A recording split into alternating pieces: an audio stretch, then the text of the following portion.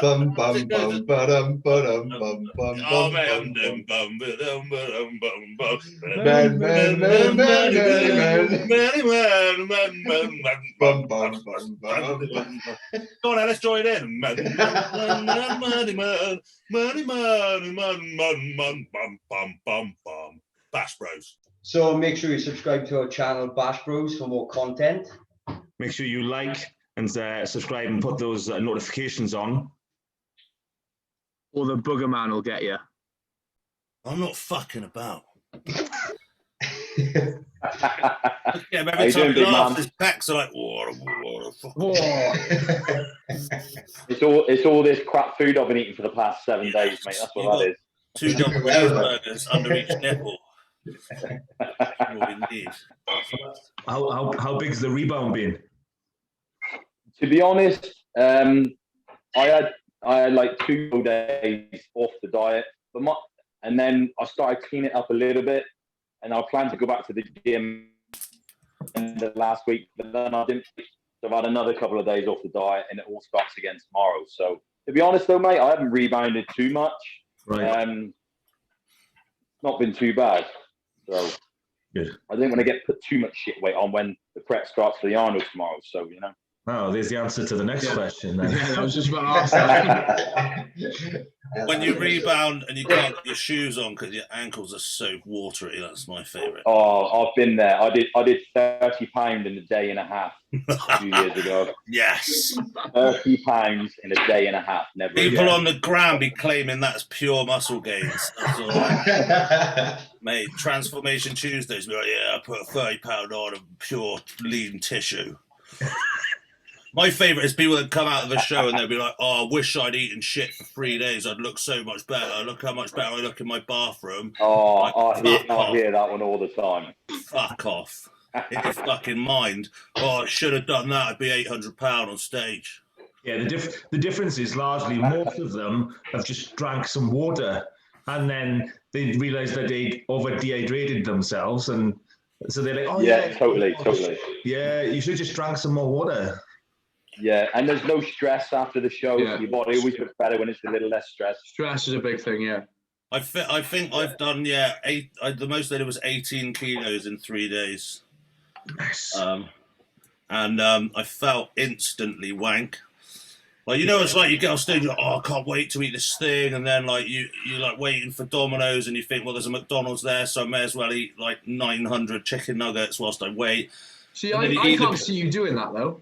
I can't. That's the only time I can eat. It's the only time I can eat. Yeah, but I don't see you as like a binge eater after a show. I am, but it lasts about like one meal, and then I feel disgusting. So it puts me off immediately. You know, it's like the grass is always greener on the other side, and then you're like, you smash it in, instant regret of just shitting moss and like. I started this thing a few years ago where if I go shopping and I fancied it, I buy it and just put it in a cupboard. So that, like, by the end of the prep, I just had this cupboard full of shit food. And I did the same thing. Like one day, after the show, I started eating a bit of it, and then my guts just went, and I didn't want any of it. So I ended up like donating it to a fucking charity, just a cupboard full of fucking shit food. Well, I've never been one for eating like shit anyway. I remember, like, even when I was a kid, my mum bought me an Easter egg and I just left it on the shelf. And I left it on the shelf for so long that once I saw the Easter egg move and I was like hallucinating, and mice had moved into the Easter egg and there were like mice living in it. And then I didn't want to kick them out, so they were like my mates that lived in Easter egg. And then you ate it out. So I didn't eat them either. Yeah, I mean, it's a bit worrying that you had mice in your house, but still. Yeah, so it was an old house, a big old house at the time, so mice were pretty normal. Actually, the mouse, at one point, I was in the kitchen, it came out and had a bit of a nosebleed, and I think next door poisoned it. I was a bit upset about that. They poisoned my little mouse. On a scrap. I put it in a little box, like thinking I could like feed it some milk and like get it back to life, but no, it died in the night, fuming. They're like running around Dan's house with Wheels disease, and Dan's like, "Oh, my mate." Mate, I got a soft spot for animals. Obviously not the ones that I eat; they can get fucked. But like, like mice and dogs, even rats. I used to have pet rats. They were actually like, not that I'd found them like in Easter eggs or anything, but like, yeah, like I used to have them. They used to like ride on my shoulder and shit. I was like into that. I had an albino one I had. Yeah. Yeah, decent pet, decent warm up. Don't last that long. Get tumours pretty early and die. They're like the turnaround's quite good if you don't like them. Unfortunately, you get a dog. If the dog's a cut, it lasts fucking ages and you're stuck with it. You're stuck with it for years. Yeah. I've just got a new pup now. Good. I've seen him. He looks fucking legendary. Have you? What is it? Is it an Old English or is it a British? No, it's supposed to be a cross between a Frenchie and a Chihuahua. But there ain't no Frenchie in this thing. It's full-blown Chihuahua. Can you imagine me walking that thing? I can't. To be fair, one of my exes had a Chihuahua called Fifi, and I had to walk this thing, and it was no bigger than a gerbil. And so I'd be there in the field like, Fifi! So people just laughing openly in my face. Yeah, it was bad. I'd pay to see that. Yeah. It was bad. I think it lived till it was like 37 as well. It was fucked by the end. Sick. Oh, fucking hell. Oh, God. Newest IFBB Pro Blackman side party. Yeah, let's get into this then. Let me do the introduction, because last week we completely forgot to do an introduction. Did we not do one? No, we didn't. No, because you kept talking shit. Fuck off, did I, mate? And the Dan. I would just drop in like pure fucking knowledge bombs on everyone. It just might have been about hookers and Vicodin rather than body. Knowledge bombs if they want to die. Yeah. Right. Welcome back. And there he is. Oh, that is And there it actually. is. I must have confused the dog with another dog that I saw because that's. He's quite cute though. I can see where he sees cross, mate. His face is different. Yeah, but not French bulldog. No, not completely, no. But, I was expecting a little bit more French than this. That's just like, what the hell? A little more, a little bit more of the squash face. Have you tested out his French? You know, started talking to him French. He's frozen. It's good. That's a good hook. It's a good freeze. Let's shut that cunt up. I was lost. Sorry, my dog's going fucking. Shut that cunt up or shut your cunt up? Turn down an open cunt. Your signal keeps dropping out, Lou. I don't know if it's your Wi-Fi or if you're on a 4G. Yeah, I've just come off the Wi-Fi now, so I'm on the internet, so it should be better. Nice. Right. Welcome back to Bash Bros. Okay, that's right. Jesus Christ, give me this introduction. Oh, fucking hell. Right. Welcome back to Bash Bros episode 40. Boom! Fucking 40 episodes of these cunts. This week we are privileged to have the newest IFBB Pro open class in the UK, Lewis Breed. Long time coming, Lou, and congratulations, brother. Thank you very much. We're going to run through the usual routine, pal. I'll share your page for everyone to see on Instagram. But while I'm doing that, give us a little rundown, bud, on your competition history. I know it's been a long time, so give us the rundown. It has. You want start to finish? Yeah, like a whistle-stop tour. Whistle-stop tour will do, I think. Yeah, it's been a long time coming. You know what I mean? I'm like 32 now, I believe.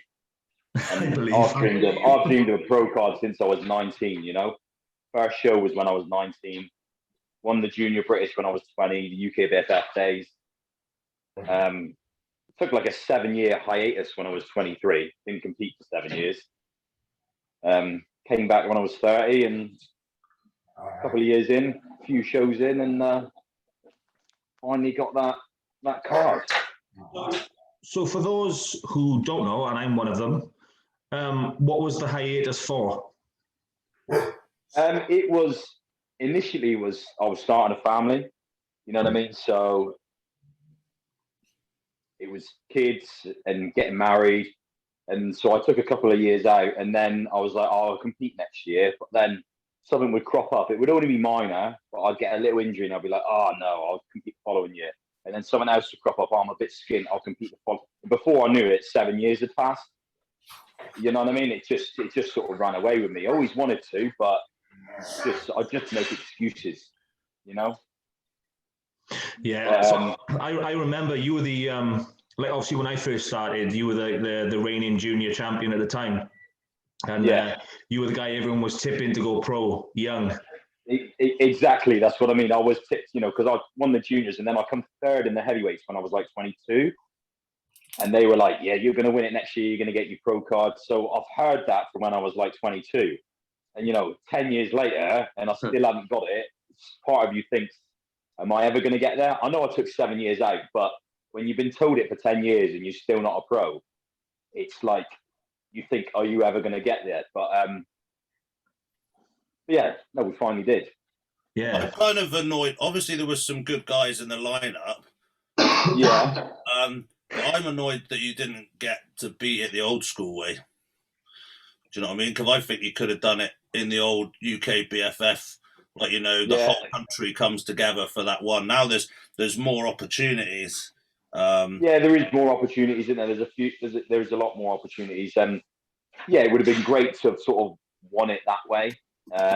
It's just not really it's not really there. But I still think that you could have done that. I don't think anyone can take like that away from you. I was surprised, like, because Gomez was so much smaller than you, but you didn't fly, like, you didn't destroy him. It was quite interesting. No, Gomez was of the two shows, you know, that one and then obviously the Ben Wilder. Gomez was my stiffest competition. Yeah, he was, in my opinion, he was the closest guy to me. I was better at the Ben Wilder than I was a couple of weeks previous, but Gomez was, although like you said, although he wasn't massive, he's just got such a good little structure, like a 26-inch waist. Yes. You know what I mean? And he was cracking little physique. I've been trying to push him to go for the finals. You know what I mean? Because I think he'd be so tough to beat at the finals. Yeah, I tried to do that. I mean, he's young enough to buy this time. I'm sure he'll be back. I think if he could have chipped off just a little bit more, like 5 or 6 pounds, could have been dangerous. Yeah, he was not. Yeah, he did need a few more pounds off him to be absolutely nailed. But yeah, like the other thing I was a little bit annoyed about was obviously it was a bit better at the actual pro qual, was the lighting. Yeah. It just I mean, it was, this lighting was because they had it in a marquee, didn't they? Yeah. Outside, because obviously nothing's allowed to be done inside. So the light, any videos, any photos, everybody looks awful. Yeah, look, it did. You know what I mean? It looked like because I knew you weren't out because I'd seen, and you don't come out anyway. So I was like, why does Lewis still look a few weeks out? And it was just the lighting. You expect to give and then you go and stand on stage and the lighting like does you favors on top, and it's like the feeling. That's what it normally does, doesn't it? Yeah, but that time it was like didn't happen. No, it didn't do anybody any favors. Yeah, because I look, on stage I look nowhere near as what I did. You know, pictures taken backstage. Yeah, but I mean, the judges were like 3 feet from you, so they're gonna know. They could see who was on, who wasn't. It's just a shame for like the audience and people watching live and the photos and stuff like that. They just didn't do anybody any justice. Well, it's because the live stream as well, with hardly any competitors, like so many were tuned in on the live stream, and I was, and obviously like I knew that it wasn't like depicting it, and I was like, I was gutted for everyone because it's a memory for you as well, like. You know, there's some good photos, but you know, like in the normal circumstances, they would have been that much better. But Arnold's coming. The lighting's not going to be shit there. So it's certainly not, mate. It is certainly not. So we've touched on it. So that's going to be your pro debut. I can't even say it, debut. Or pro room. Yeah, it is. I mean, because like you've got to apply for the Arnolds. Not any pro can do the Arnolds. Right. They're only giving 15 spaces to the open bodybuilders, 15 spaces per category.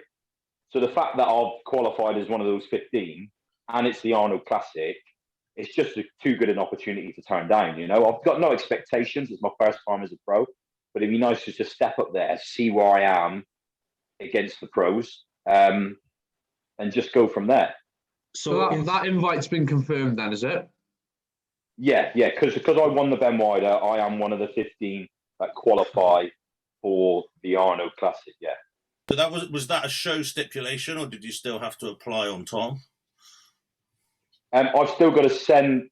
That is, if you want it, you qualified for the Arnold's. I've still got to obviously send my, application, say I am doing it. But yeah, it was a nice little bonus to be able to get that on top. Yeah, you can't turn that shit down.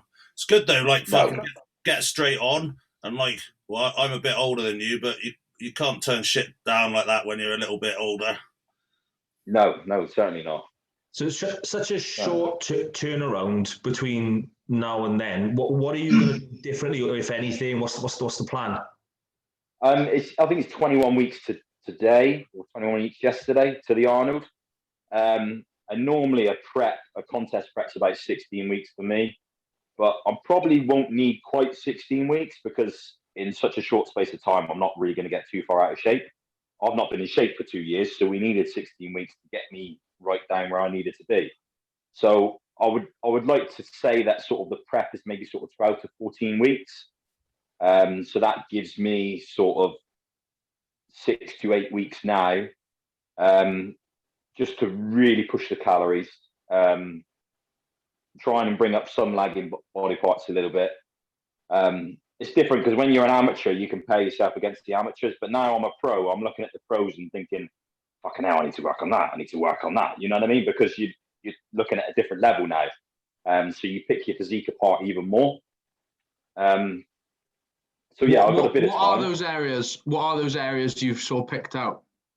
Obviously, I've like a little bit of muscle everywhere, but in due time, because I don't want to I'm only 5'7", so you put too much muscle on, you lose any sort of shape you might carry. But just like, I think I need to bring my calves up a little bit. My arms, specifically, like my tricep hang. I got quite a nice peak on my bicep, but like judging against the big pros, they've got just that real hang on their triceps. So that's an area I need to bring up. That's sort of my main focus. A little bit more thickness in the chest, and a little bit more inner hamstring. I like to think my side shot's not too bad, but a little bit more thickness in the inner hamstring from the rear, sort of adductor area. Just little fine details, really, is what I'd like to work on over this sort of short period of time. You're not someone who just like in the off season just eats shit, though, are you? You're like no, mate. I 365 days a year. Like I'm on plan. Yeah. I get a cheat meal once or twice a week, depending on where we are. But yeah, my food is as clean off season as it is pre-contest. Yeah. I mean, my pre-contest food, the lowest intake I went down to this comp was 6,200 calories. That was at the lowest. Fuck. Yeah. Fuck. My carbs never dropped below 800 grams. So like I eat a lot of food leading it. My off season shoots up to about 7,500, 8,000, and then we gradually drop down to about 6 to 6.5, and then my body metabolism just goes into overdrive, so it never needs to drop anymore. In fact, we ended up cutting back on the cardio as well. Screw you, Dan. You're no longer the biggest eater.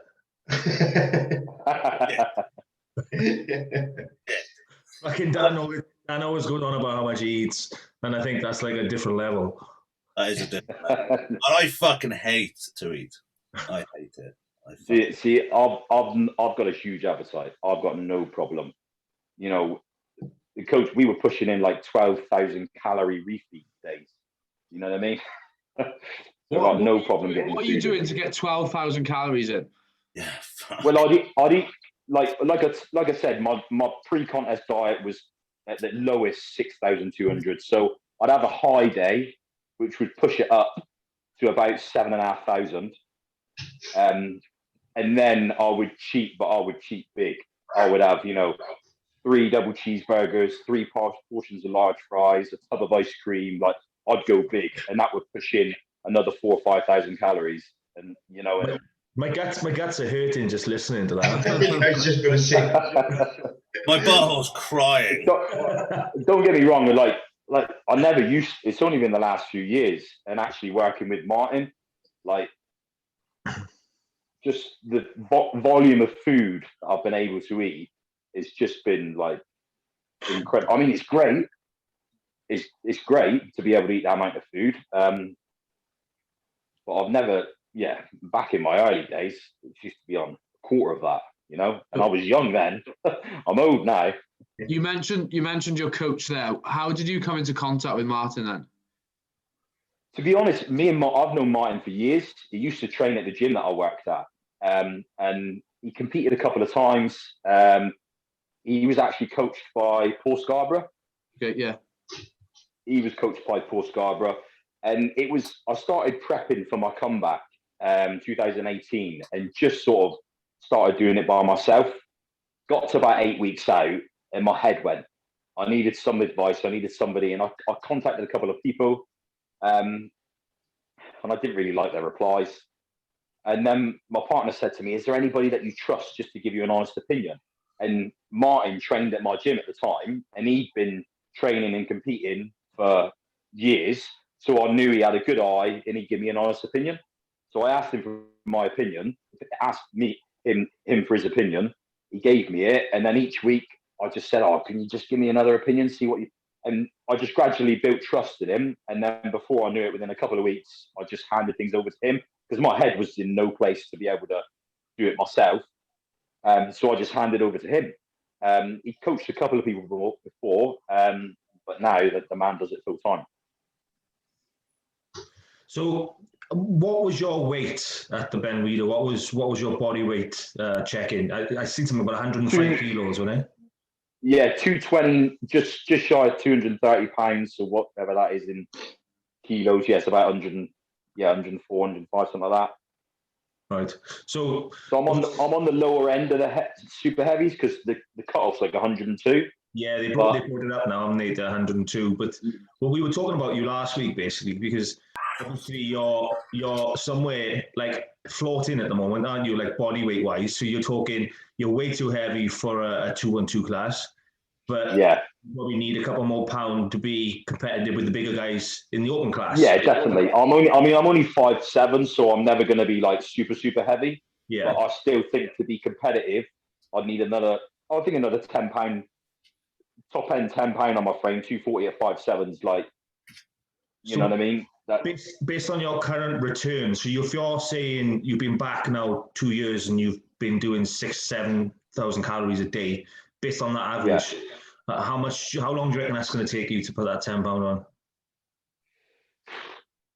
I have to say, obviously, when I won the Ben Wider last time, I was 100 I actually weighed in at 101 and a half, and then stepped on the scales at weigh-in 20 minutes later, and they weighed me at 102 and a half. So I've put on about 3 kilos since that one. So what was that? How long is that? That's nearly a couple of years. But then a lot of that was in lockdown. And I've not had any access to a gym during lockdown. I've trained at home. You look like that. That's not. Trained at home for the whole of the prep. And I'm not talking like a gym setup like some people have got. I had a squat rack, a barbell, and some dumbbells. Fuck. Yeah, serious. So I'd like to think, getting back into the gym and I'd like to think I'll be able to sort of like, because obviously I only went back to the gym 2 weeks before the show. So I'd like to think being back in the gym now, my body can really respond quite well after not training in the gym efficiently for 4 months or so. So I'd like to think I'd get a nice little rebound and put on a few pounds of tissue, at least a couple of pounds of tissue in this short period. I know that's a lot in a short period of time, but just everything with how restrictive I've been for so long, I'd like to think I'd respond quite well. Yeah, no, that's easy to assume. So the training at home thing, is there anything from training at home that you would now take and implement it in the gym that you've enjoyed? Definitely, because like I said, I bought a barbell and a squat rack, and I bought enough weight. I bought about 240 kilos worth of weight, so that allowed me to deadlift, squat, bench, all those basic movements. And it just made me realize, like, the gyms these days, it's so much fancy kit, but it's so easy just to forget the basics, And I'd like to think I've always built my physique on the basic movements. But when you go to a gym and you're like, oh, shall I load up that squat bar and do some bent over rows, or shall I just jump on that machine? You know what I mean? So it's made me realise that if I can look the way I did doing the basic movements, I need to make sure I still incorporate those. Yeah. Come on, Jack. You look like you want to say something, pal. Yeah, No, I was just gonna, so yeah, you got a fantastic set of wheels. What was your leg sessions looking like at home? Because obviously leg training's very hard to emulate at home, isn't it? So what? Yeah, it's. I mean, I think the last month before the show, I bought one of them little multi gyms which had a little leg extension on it. But that was in the last month. Other than that, obviously, it was.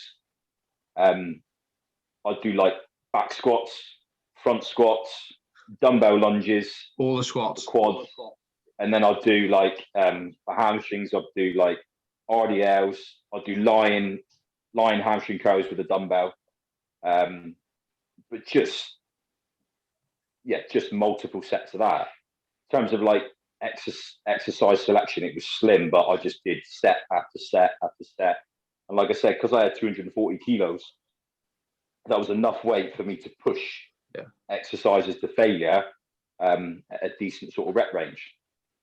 Do you think you potentially responded quite well to that higher volume, and that could be something you might take into training at the gym? Dan, I saw your eyes light up then, Dan, when I said high volume, but I'm not a big fan of like super amounts of volume. I don't think it was necessarily the volume. I think it was like the mentality, knowing that I was so limited. I had to put everything into the sets that I had and the exercise I had because it was so limited. Yeah. Right. Okay. Oh, hold on, Alice. Why the fuck do I have both dogs in here? Hey, what's your man? In here. Now they're going fucking mental. What happens if she knocks you out? Live on the podcast. Live on the podcast, she just comes in and bitch slaps him like. Glasses go flying. Yeah. Basically, she's going to help me out. So the dogs are in here now. Oh, nice. I like it. So Lewis, the plan is the Arnolds. Do you have anything? And obviously, that's for you to think anything further ahead of that is a bit crazy. But do you have any other plans apart from that, or? I'd like to say no. However, the British Grand Prix is 2 weeks after. Right. So if you're already in shape, is it worth stepping on the British Grand Prix as well? And then look at a solid off season. Hell yeah. I think that would possibly be the plan. To do the British Grand Prix as well, seeing as they're 2 weeks apart, and then I think you might be against Dan then, mind, because Dan's going for his pro card at the Arnold Amateur UK. What are you doing? You're doing the Arnold, Dan, yeah? Yeah, that's the plan. Yes. The plan. It's good, man. Yeah, it's so obviously you've got to qualify for that, haven't you? Yeah, so it's the 2nd of September, or the 4th of September or something, beginning of September. Which one's that? Is that the graftism? Yeah. Yeah. Yeah. It's around that week. It's that weekend at some point. Just as bad as your wedding date. It's not coming. It's not. The timing actually hasn't been that great, to be honest. Because I was hoping I could just float into the Arnold with a couple of handshakes and a wet willy, but apparently not. But you can turn up shit, so maybe I'll just do that. Oh yeah, you could. Yeah, it doesn't matter. You've just got to step on that stage, haven't you? Just turn up as a blob, but I can't do that. I've got to turn up 100 to everything. So yeah, the month bridge I'm definitely dreading, because bridging shows is disgusting. That's probably the only bit like I really hate. It's like, okay, I'm ready. Can we do the thing now? Like, I fucking hate that. So a month. Like if it's a week or two, it's not too bad. If it's like 6 to 8 weeks, you can sort of scale back a little bit. But a month, you literally got to hold it for a month. Yeah, it's like the perfect amount of shit. Yes, pretty much. Like a couple of days off and then straight in. Shit as shit can get. Yeah. What if you win your pro card and then you've got to hold it for the British Grand Prix then? Oh, mate, I'm definitely not thinking that far ahead. I mean, you step straight on at the Arnold if you win your pro card, don't you? Do you? Yeah, if you win your pro card, you're allowed to do the pro show. Well, then I guess I'll just do that then and get destroyed. So, well, I mean, the Arnold looks like it's going to be like everyone, so good. Yeah, but how badass would that be? If it's a UK Arnold, surely they're going to have a call out with all the UK guys. And if you win your pro card and you get to stand up there, you, Lewis, and whoever else from the UK is doing it, that'd look badass as fuck. Well, they announced the competitors on the 1st of June, the pro competitors, didn't they? Right. Well, I'm not one for dreaming, but that is now the dream. Yeah. But you know, I just got to take it one day at a time, really. I mean, Dan, there's very few that come in your level of condition. So, thank you. I think if I can pull that off, I've got, if I brought my legs up, then I'll be dangerous. We'll just have to see what they look like when it comes. I mean, I learned some good things like on lockdown and stuff. Like I'm shit at barbell squats because I can't get my fucking arms back anymore. Mate, exactly the same. I've got to use like lifting straps around the bar, grapple around, and then hold them in. Yeah, I tried that. Yeah, I'm about as flexible as a plank of wood. Yeah, and then so I got an SSB, and then heel elevated them, and I found I was able to like get not like pretty nasty on that. But one of my favorite things was one of the things that you ended up doing was dumbbell hamstring curls on the bench. Disgusting. Yeah. Disgusting. Oh, mate, so much better. I prefer that to a machine hamstring curl. I can't imagine you mounting a bench. that must have been a hell of a sight. I'll send you a video. There are some videos in the archives, but I didn't want to release the videos of me training because I hired a shipping container, put some stuff in it. I didn't want to put them up whilst no one has a gym, like taking the piss, and then I'm going to send them to friends, and I don't have any fucking friends, so like it's going to be well suspect when people are, do you remember me from fucking nursery? I had that because obviously I started building my gym during lockdown. And my inbox was full of people coming out of the woodwork. Do you remember me? Yeah. Yeah, I know that I punched you in the face, but it's yeah, those lying leg curls with a dumbbell, it's crazy. You don't even go that heavy of you. It's the contraction. No, mate, I can't even fall over like 25 kilos. Yeah. Exactly the same, mate. They are like best exercise during lockdown, I think. Yeah. Because you were talking about the inner ham, like the adductor area, and I think gripping the barbell, like that's exactly it. That's where I feel it like the most was in there. Yeah, that's become that's in now. I'm in with that. Yeah. Horrible. Yeah, because you've got that squeeze from just holding the dumbbell as well, haven't you? Yeah, and it does something. Don't know what. I'm no scientist, but I'm in. Yeah. Yeah, we used to do them. Lisa Gelsey introduced us to them long ago before the lockdown thing. They're a massive staple of their training, but it's ironic that obviously now because of lockdown, everyone's had to think outside the box, haven't they? But those, I've done them, and literally sometimes you can't go, well, I haven't been able to go above like 15, 20 kilo. It's just fucking mental. Yeah, the end of the session. So there's a top. We actually gave someone like a tip on the show.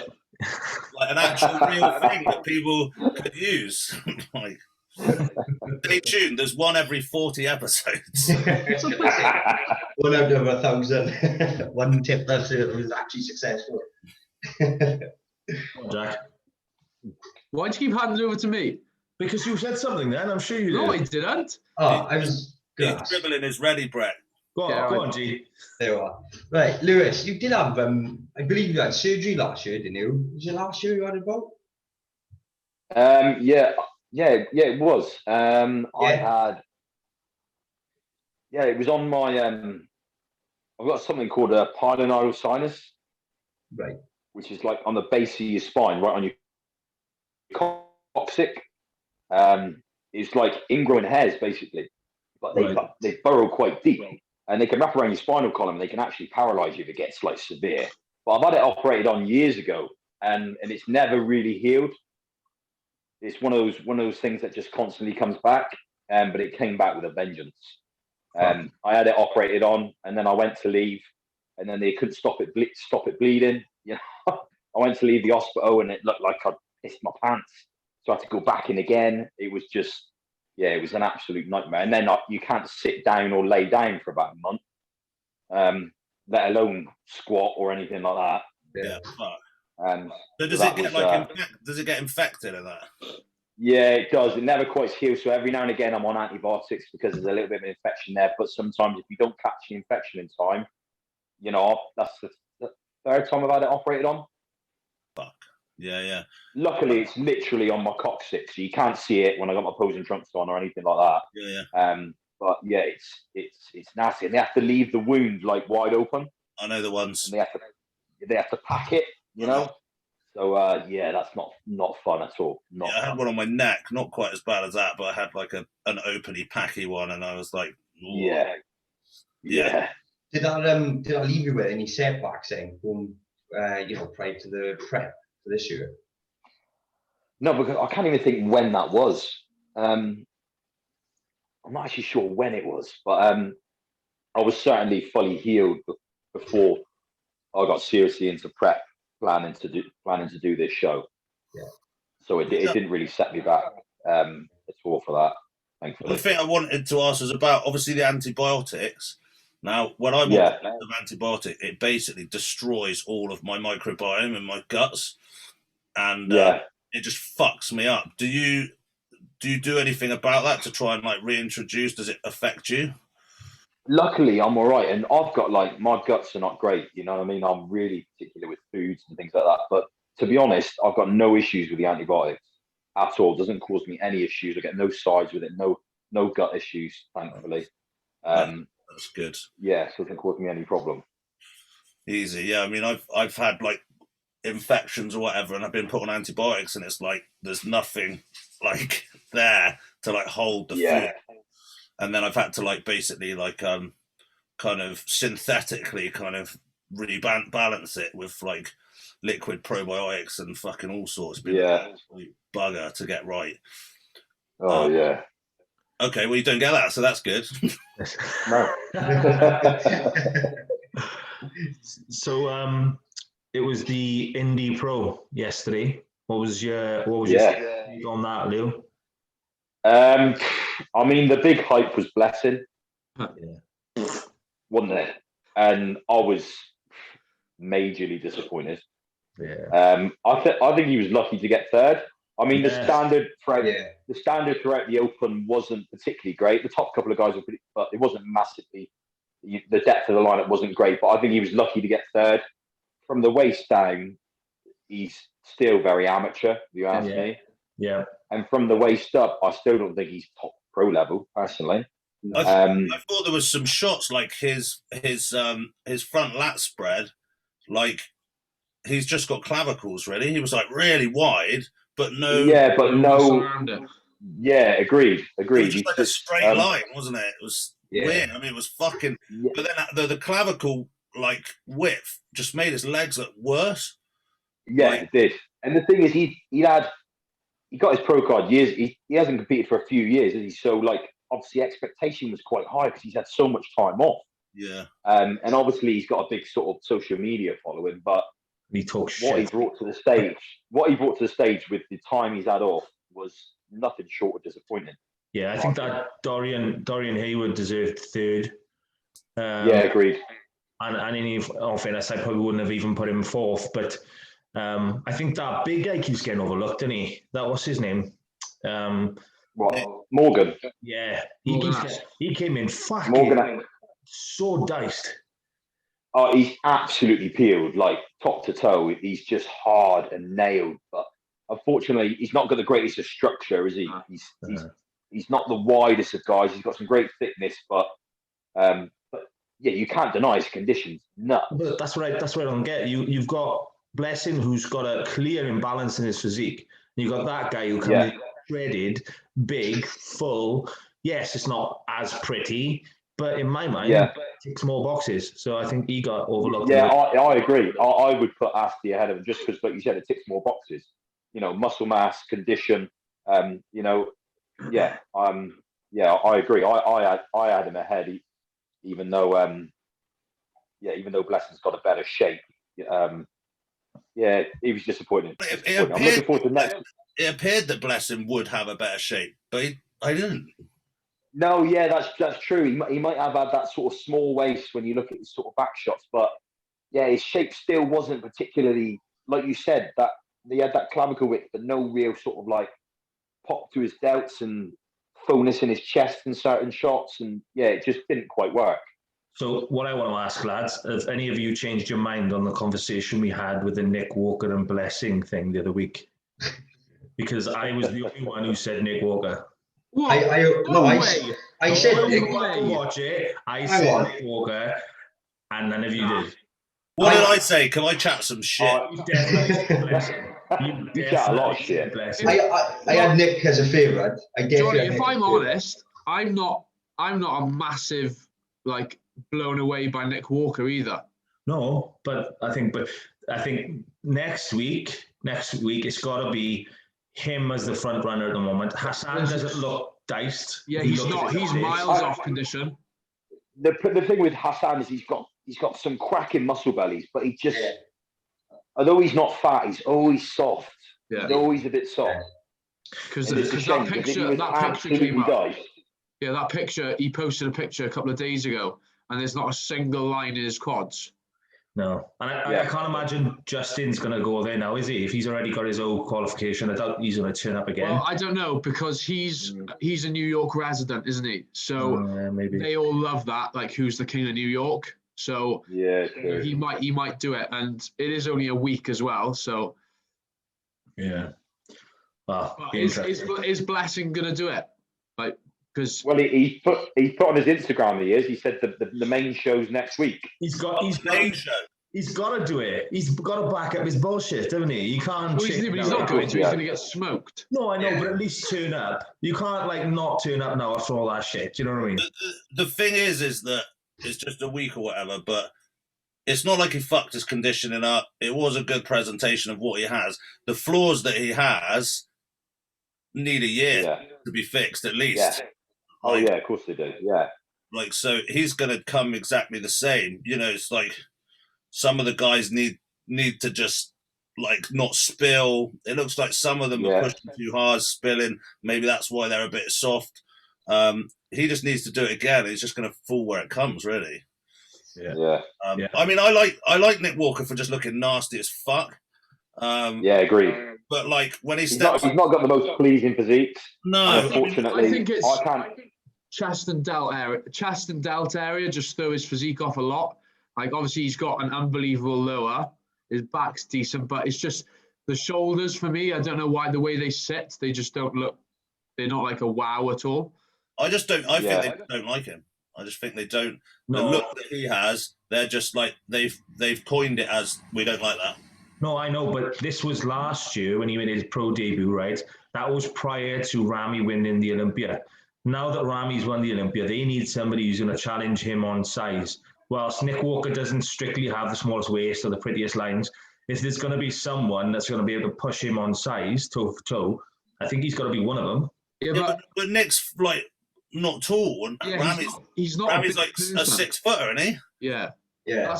Everyone has this opinion that Nick Walker's a big guy. He's not.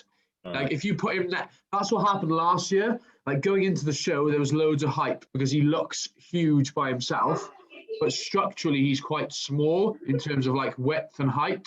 So as soon as he went on stage last year, he packs loads of muscle, but he doesn't have the biggest frame. So when you've got someone like Justin, for example, he's twice as wide as him. Yeah. But also, if you hit, say, Olympia stage, and then you're in the smaller, you've got like Bonac, and there's no room for any more muscle on Bonac. There's no room. So he's the man I compared myself because he's like 5'6", he's a short ass, and he's just like muscle on muscle. Mate, where would you put it?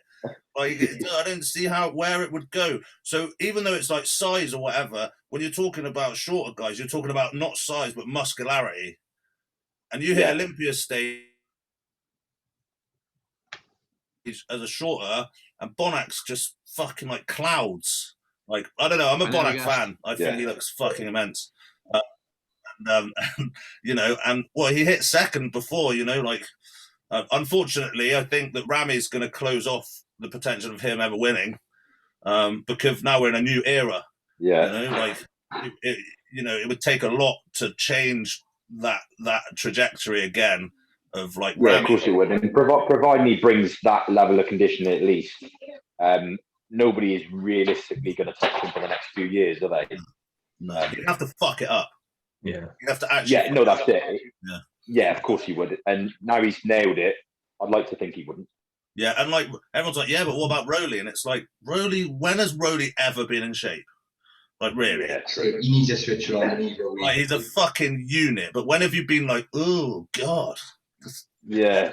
Every year you think, oh, if he's nailed, but he never is. Ever. Yeah. He's got better. I just still remember the video when he was with Grandma and he just didn't seem to want to do any bodybuilding. Come on, Jack. Jack, give us an impression. Oh, Grandma, I'm tired. Grandma. He was Chinese in that video. So, Lewis, I'll go to you first.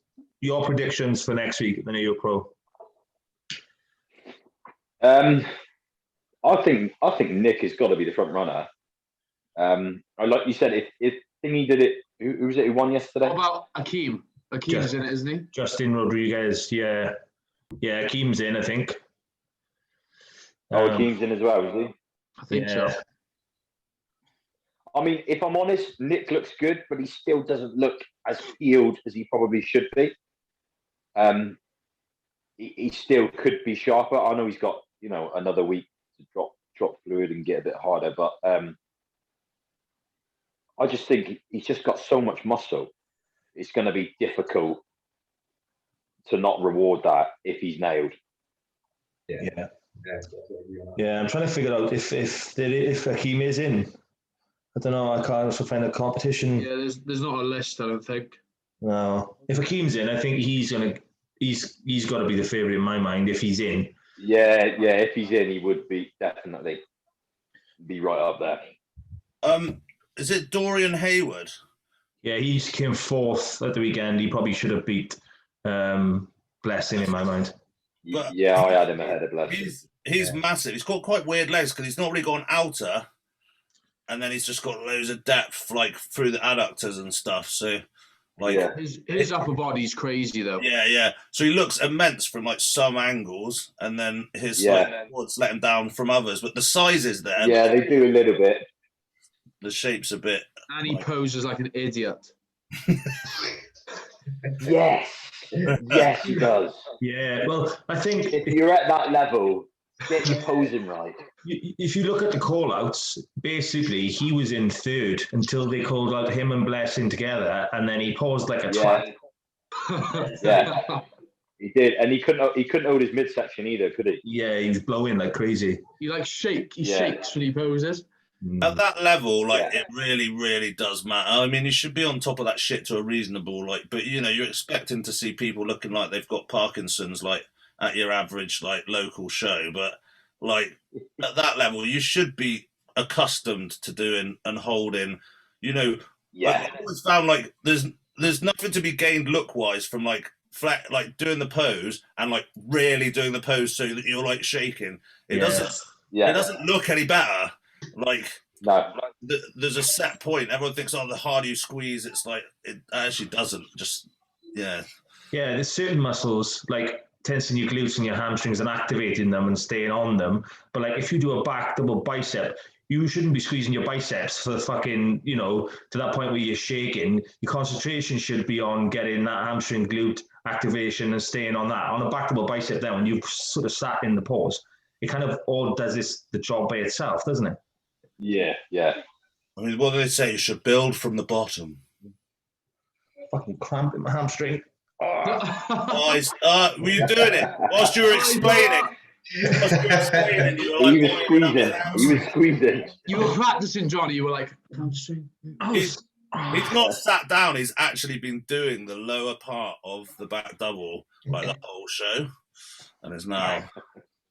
He's on. Get some salt, Johnny. Get some salt. We've lost him. Have a Lucozade. We've got a man down. He's non-potassium sparing diuretics for the Bash Bros podcast. Johnny, honestly, get some salt. No, I know. I will in a bit. I think Dr. Jack. keep my legs straight for the minute. Now, Dan, a little story. My adductor locked when I was sleeping last night, a couple of nights ago. Like, locked. The only way I could get it out, I ran downstairs, a couple of, like, salt on the hand, down, and it went within seconds. Where's the tequila? Oh, forgot it. Didn't have any in the house. Bullshit. Don't talk to me again. Shit. Who we got for the 212 in any way? Who cares? Who's doing it? I was looking at, I've been watching Sahar Kaziz and Austin Carr as well. I think it's me a good battle between them two. Who's the other one? Austin Carr and who? I think he said. Sahar Kaziz, is it? Kaziz. Yeah, Yeah, one of those. I thought you were saying there's a competitor called heart disease. Maybe should call it that. Sahar Kaziz, heart disease. I might say the name wrong, Mike, but there's a good battle between them two. That John Jewett got screwed, didn't he? At the Indy. Yeah, what did we think of the result yesterday? Yeah, no, he got third, and in my mind, he was winning all day, not even close. But I don't know, that's off photos, isn't it?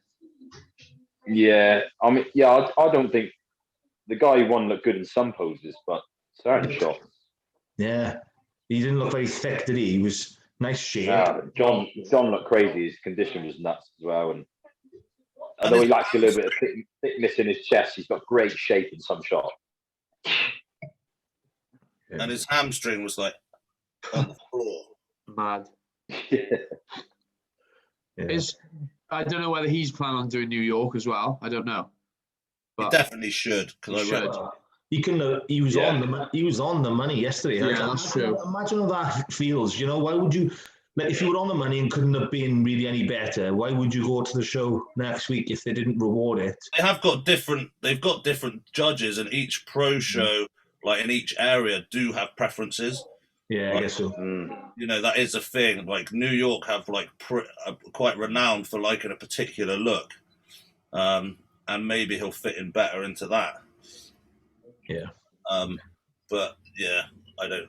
You just would though, wouldn't it? It's only a week. You do it. You may as well. Yeah. His girlfriend is fucking hot as well.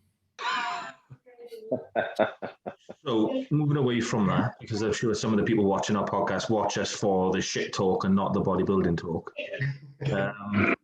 So Idiots. So some of the questions we've had, I've only recently put the post up, one of which is really fucked up, but I'm going to ask you the question anyway, because I'm sure Dan would gladly answer.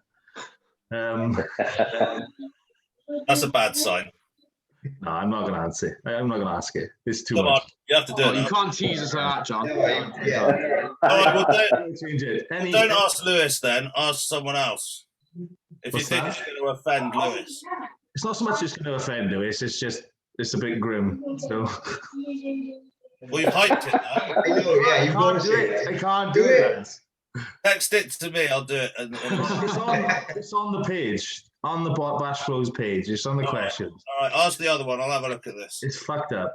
Anyway, any advice for someone getting started in bodybuilding later in life? How late's late?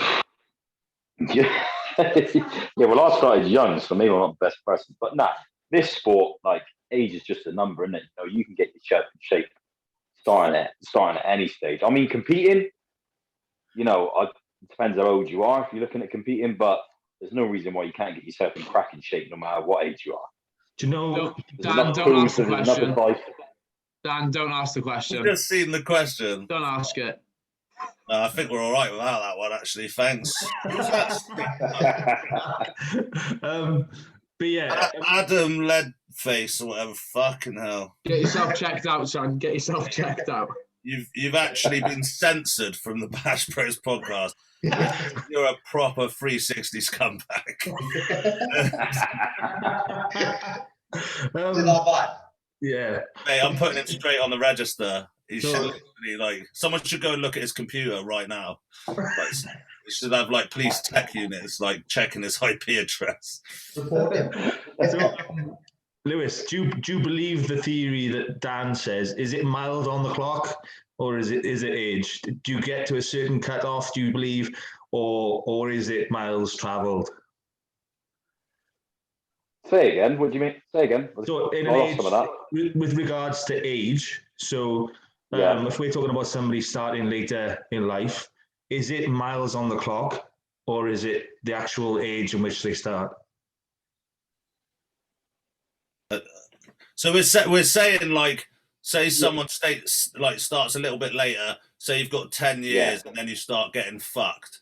Like, do you think it's we kind of called that miles on the clock? Do you think it's like years training, or there actually is just an age where it's over? Or it's the age that's taking its toll. Yeah. It's just a theory. It's not. I reckon it kind of depends on how you train, doesn't it? You know what I mean? I think if you're one of those people who trains like Boston or lifting crazy weights, you know what I mean? Unfortunately, that's gonna take its toll quicker than somebody who's. Oh, Dan, you fucked. Damn it! Fuck, Dan's fucked. That was literally the only thing I was gripping onto, to be honest. I was just thinking, because I started late, that I'd be all right until I was 90. But fuck, because I'm going to need that long. Fuck's sake. So I wanted to take 2 seconds, lads. There's a friend of mine who runs that Diamond Theory company who sponsor us with the shirts and what have you. Has he made me a shirt yet? He will be. Ooh. But basically, they're doing a thing for mental health. They're going to be releasing dog tags, and the number of dog tags will be numbered against each person who's committed suicide in the UK through this year. And they're going to be selling them on their website. So all the money goes to charity, mental health charity. So I wanted to put it out there. Obviously, they're not up yet. I'll let you all know when it's up. But just wanted to put it out there. Obviously, the podcast was meant to have some mental health elements in there. We don't know. It does. It shows how fucked up some of us are. Well, I feel like it's really helped me. It shows our mental health is awful. Yes, exactly that. But So in contrast. Yeah.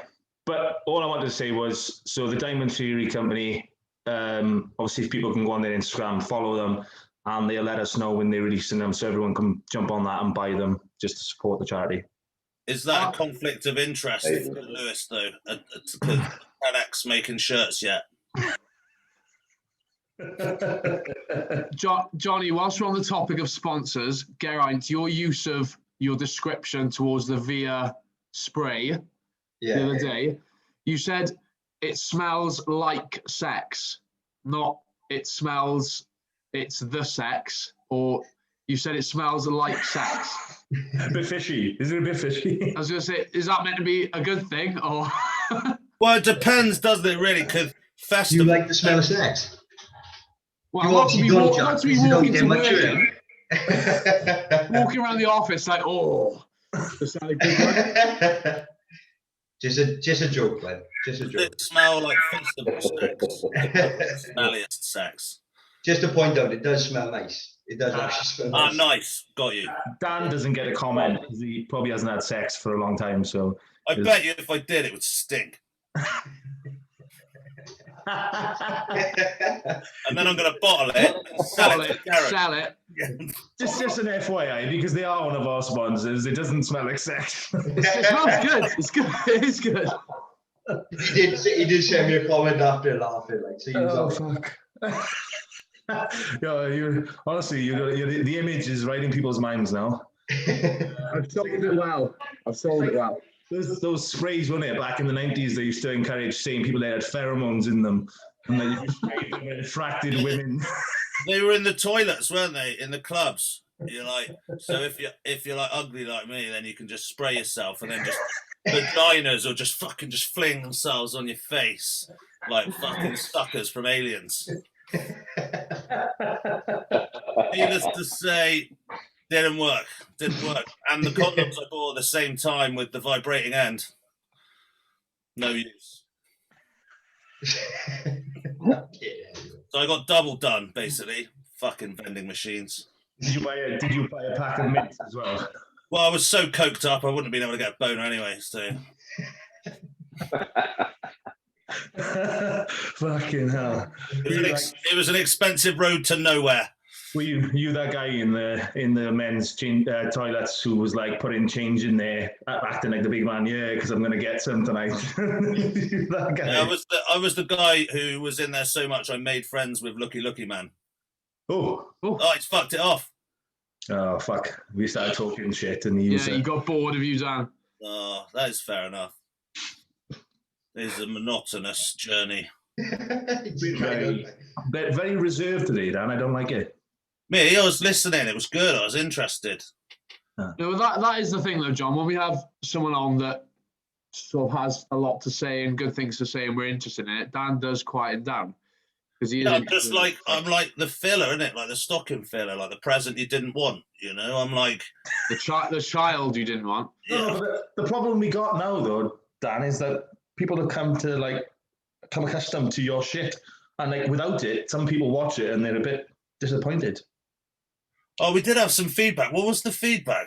Dan, you should hire yourself out. So like, I do. But yeah, not in terms of physically, Dan. Oh, right. But like an hour with Dan McNabb on the phone just to chat absolute shit. You could be like fun. Or you could make like a soundboard. No, do that cameo thing where Dan will wish you happy birthday. Oh yeah, that's not a bad idea. A Dan McNabb soundboard.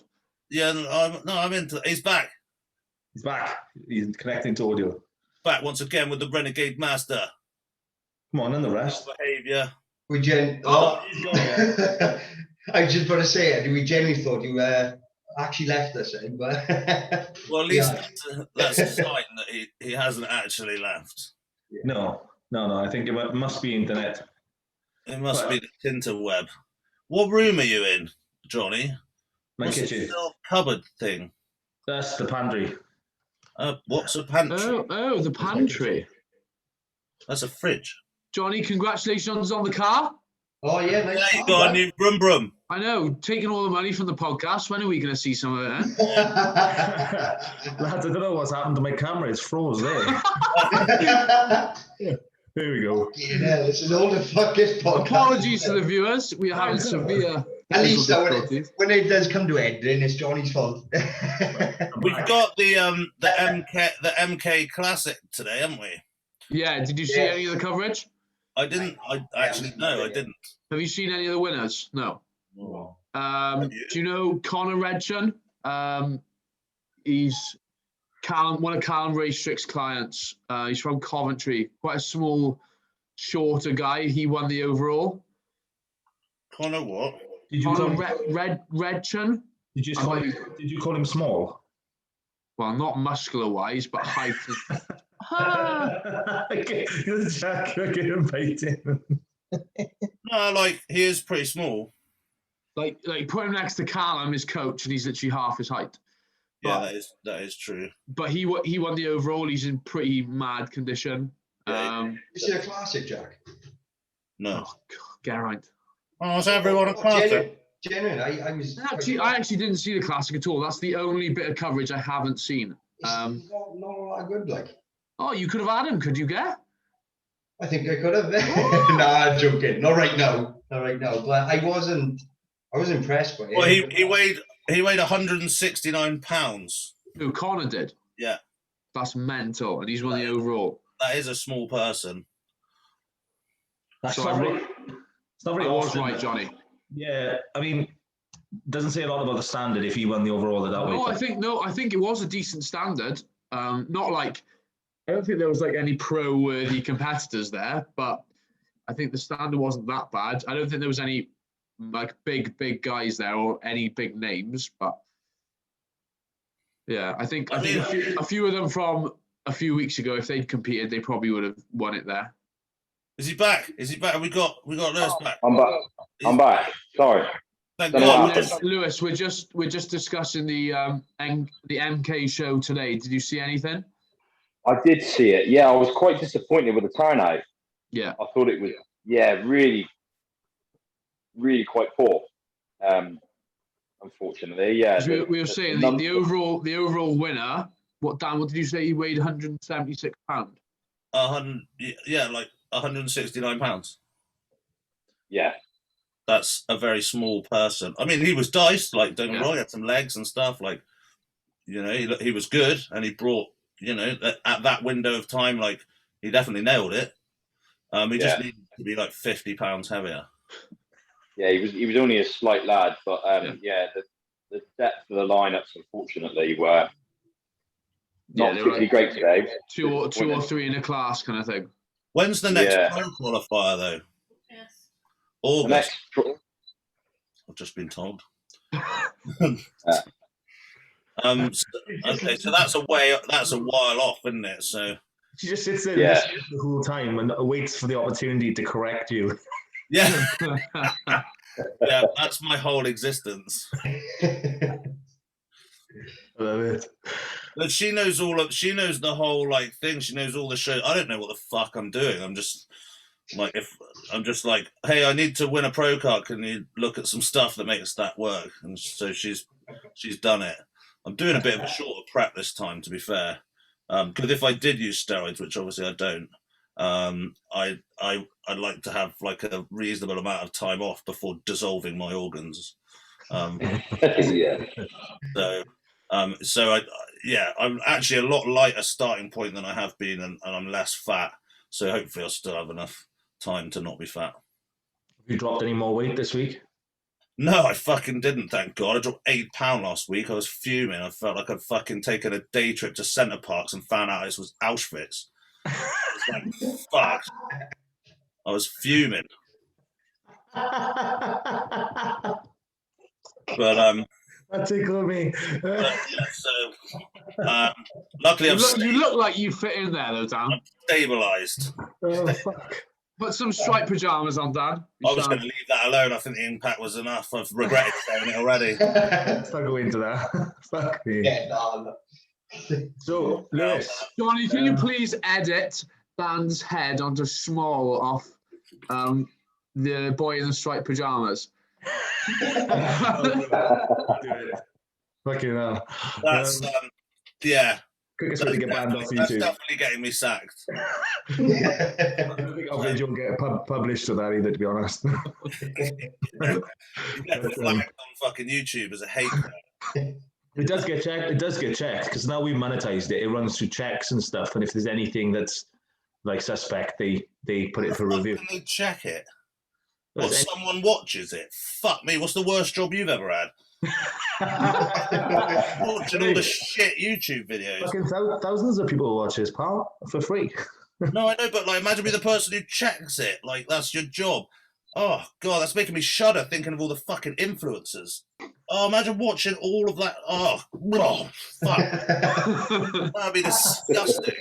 Well, Dan, as soon as you're now out of a job, you know, who knows? Hey, it's a prospect for you. Fucking hell, I'd rather any other job. Actually, no, you've got to become one of those influencers now. You're going to change your Instagram profile to influencer. I dare you. I dare you. I fucking dare you. Come on. Come on, Dan. Straight down from a day. Hey guys, I thought I'd just jump on you. just pulled up at the gym. Jack's already got that. Sorry, bud. Jack's got it. Trademarked it, Dan. Jack's stories are like when I'm really say that like there's an exam going on or something and I'm just going through my phone. Jack's always the one at the end when I've watched all of the other ones. Nah, mine's first, Dan. Mine's first on your profile. Like, what the fuck are you talking about? What are you talking about? Anyway, let's try and get a bit more structure back to this. All right, let's ask 5 top tips. No, I want to ask one quick question. Okay, do that. I've not had many people on my level do this. So, Lou, you're a family man. So yeah. Obviously, you've got kids. I've got 3 kids. And obviously, my balance is much easier than yours because bodybuilding is not like one of the main sort of incomes or main streams of my life. How do you manage that balance? But how do you manage, obviously, you know, do your kids, do you have a bit of allocated time off on a weekly basis or what? How does it work? That's the hardest thing, I think, is balancing bodybuilding and family life. You know what I mean? Because at the end of the day, we all know to do bodybuilding properly, it's 24/7, 365. But I never want my kids to miss out on quality time with me, quality time with the family. So it's difficult. Like weekends are normally devoted to kids anyway. I try to get most, if not all, my training done Monday to Friday. So I haven't got to worry about going to the gym over the weekend. It could be spent with the kids.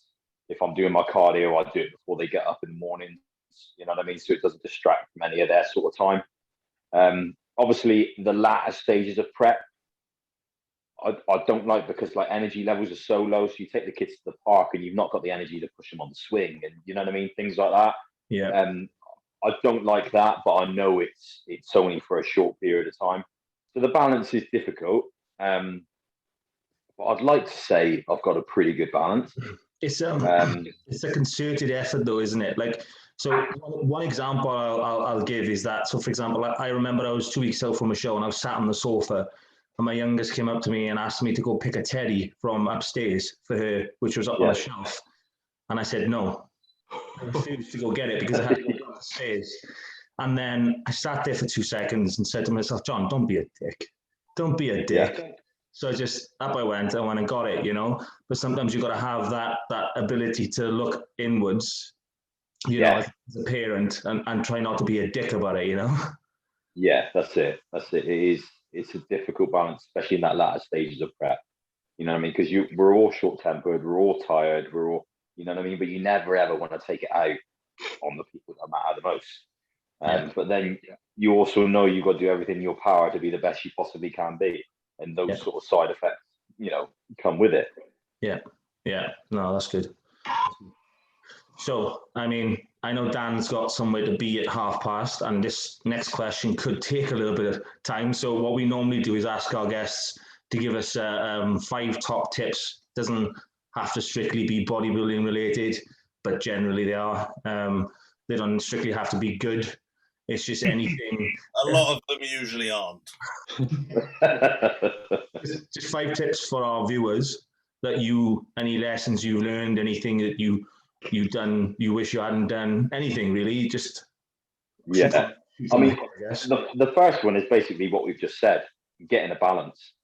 I think if you've got a balance with life, no matter what aspect it is, from work, you know, social, you know, hobbies, whatever, I think that's a massive, massive part of being happy in whatever you do. And if you're not happy doing something, why are you fucking doing it?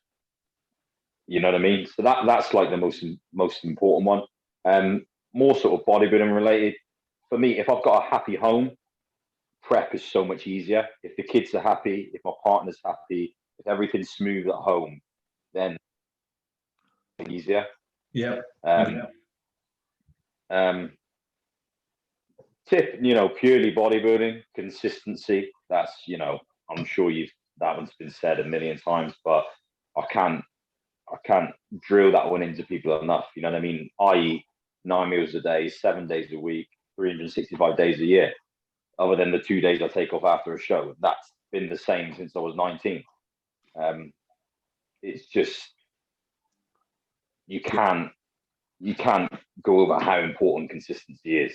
Especially with society now and the instant gratification that you know, that Dan was talking about before.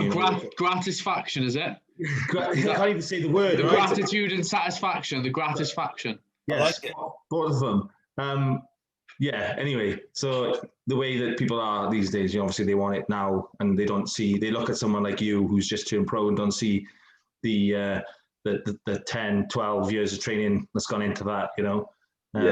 So I definitely agree on that one. Yeah. How many was that? Was that 3? 3.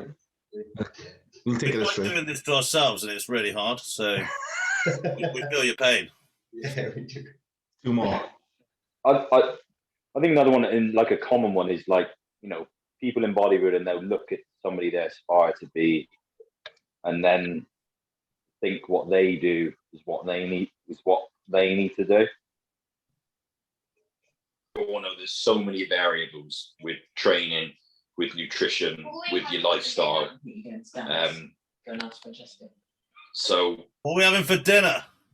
Although you want to take advice from it's good to take advice from those. You got to realize that what works for them certainly not necessarily going to work for you. And so a lot of it's trial and error over the years. I've trained so many different ways. I've eaten so many different foods. Some things work, some things don't. But again, that's just through time and consistency with doing something to know what works for you and what works for your body. Yep, definitely. Good. These are solid. Taking notes. Number 5. Dan's taking notes, Lou. Have you got any tips on building legs? Oh! Shots fired. Oh, no, he's gone. He's gone. Jack. There he is. Lewis is my buddy. Don't talk about my legs. So, tip number 5, Lou. We're definitely lost. We're definitely lost Oh, him. he's there now. He's back in. He's taking his earbuds out and everything. Sorry, I lost the volume. Then I've got you back. That's all right. Dan was just slagging you off.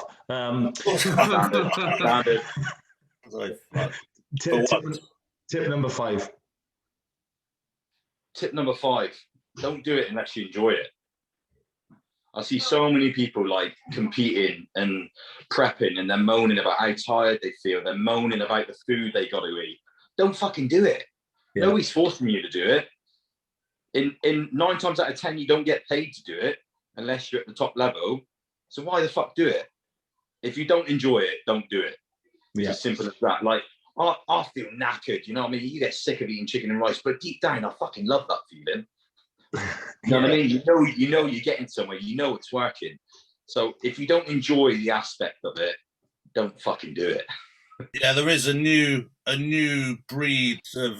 Oh, that wasn't a pun. That was good. A new breed. I like that. I like that.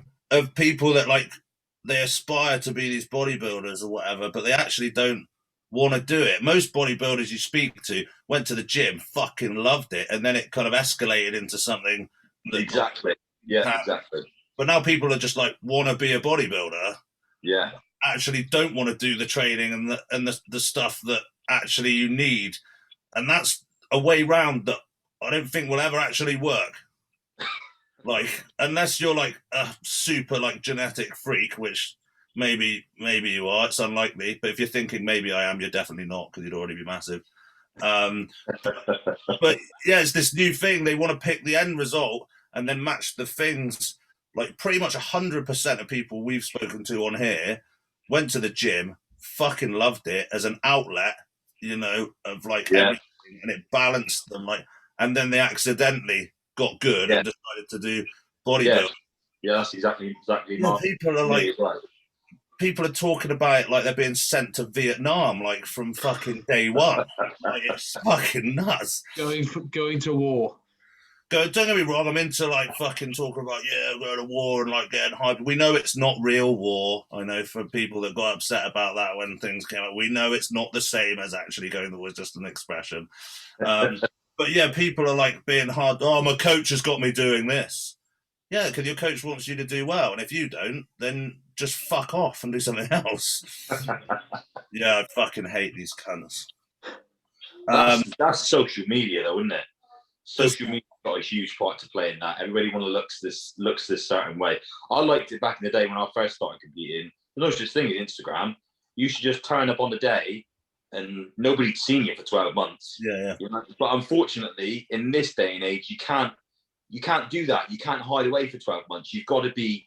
Your social media presence has got to be there. Your name's got to be out there. Your face has got to be on the scene. You know, you've got to be that way now. That's not the way I naturally am, but you sort of got to fall into it. If you want to get in with the right people, you want to get extra help, extra sponsors, you want to get the judges already talk about you before you step on stage. All those little things, they do help. They do make a difference. You do have to let them know you're coming now. Yeah, exactly. And it's a game. Like literally, Dan. Like when you're sucking them off. Like I can't manage a full ejaculation now. Maybe. But, you know, like you can use it to your. I mean, I'm like not good at it all. And post some stuff up, and the stuff that I like, which is like gritty black and white, like kind of training videos, because I'm trying to pretend I'm in blood and guts. Like people then. Like, but if two people turn up on stage and they're pretty much the same, and it shouldn't be like this, and they're pretty much like neck and neck, but one of the the judges know you're coming, they look at you first. Yeah, of course they do. That could actually be it. It's just natural, isn't it? That's why. And when you get to a certain level as well, you can't leave no stone unturned. Those little things, can make a difference if it's that fucking close. Yeah. Or like if you can get someone to look at you first, sometimes even if the physiques are very different, they're then judging everyone against you. Yeah. So it can work in your favor, and you do have to like play this game. But yeah, I'm like you. I'd rather like wear a burqa for fucking 12 months and then turn up on do you think that might be why Blessings got the nod in third yesterday? Yeah. So are you one of them people, Dan, that does the abs and thigh but stamps his foot really hard to get the attention of the judges? I would, but I think my little chicken egg would snap off. Those dickheads get on my nerve. Oh mate, the only person that it's Jay, isn't it? It's Jay Cutler. Yeah, so they're thinking they're Jay Cutler, and then I don't know, if I stamp my foot, I can barely walk when I'm doing a show because I've got like so the idea of like stamping it into the floor. I don't think I'd do it. It feels like my heel would just come through my skin. Well, there was that thing for a little while, wasn't it? Like being last into a pause, and then judges started getting wise to it and would just call the next one. Before they hit the post. Yeah. Yeah, I'd say it's the opposite. I'd say hit it first and hold it. Yeah, but for a little while it was about everyone would be in it and they'd be waiting for you, so they're looking at that person who's not in there, and then when you hit it, their eyes are on you in there. I used to get told that back in the day. Yeah, I do remember it coming round, but yeah, I just thought it's probably the opposite, isn't it? If you come, you hit it first, they go look at that first, and then everyone else. But yeah, stamping on the floor is probably not gonna help you out, or whatever. I remember I was at the West once, and someone came out of a G-string and basically like did the splits as an opener. That was weird. I mean, everyone was looking at him. That bit worked. There was that what when he walked on stage for the mandatories, just did the splits. It was like I can't even. I don't even remember. I just remember it happening. He was like, yeah, and he was wearing just a thong because I guess he didn't have any trunks, and I was like, that's weird. There was that one that Lisa Gelsey was telling me about. There was a guy that used Viagra to get pumped up backstage, and they did the quarter and the side profile. That's gonna throw your symmetry all off. It wouldn't throw mine off. I think that'd be all right. All right, I've got to go because it's my sister's birthday. I didn't even. Happy birthday, Dan, sister. Oh, that's nice. Almost as much of a cunt as me, so I'm trying to save some banter for her because otherwise I'm going to get fucking destroyed. I've got to be on my game when she's around. She's a sharp little bitch. So, mate, Lewis, congratulations once again. I know I've been. Thank you very much, guys. Bumming you in the DMs for a while now about your success. So I'm glad to see it came together, man. Big love. Thank you, mate. Appreciate it. And to all the rest of you, fuck off. Take care, man. See you later. Easy.